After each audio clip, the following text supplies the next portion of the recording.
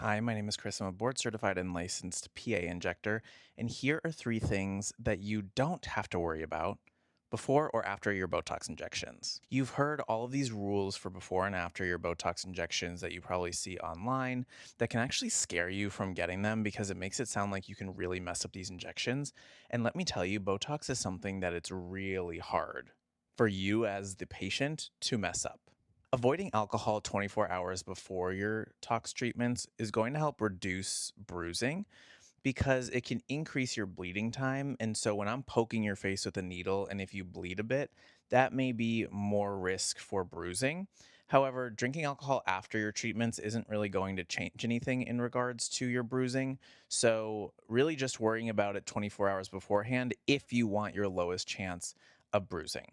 You might have heard that you need to stay upright for 4 hours and don't lay flat. That myth has kind of been busted with clinical trials showing that there's really no difference in outcomes whether a patient sits upright for 4 hours after treatment or lays flat. And that does make sense based on the science behind it. I am injecting this treatment into a muscle. That muscle is encapsulated by different layers of connective tissue. And so it's really not going anywhere once it's injected. Last, you're told not to touch your face for like 2 weeks after treatment.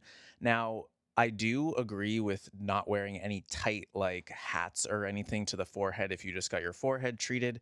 But I would say that's just for the few hours following the treatment. Because really, again, once that medicine is injected into the muscle and it's absorbed into the tissue, you're not going to have the issues that are reported with manipulation of the forehead after about 4 hours once it's injected. If you like tips like this and more, make sure that you follow and like and comment if you have any questions.